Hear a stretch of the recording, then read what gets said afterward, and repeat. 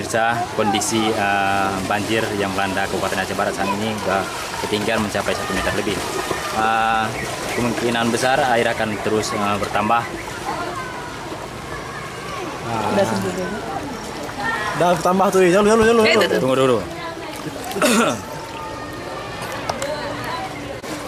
Itu usia pentingnya itu. Pemirsa,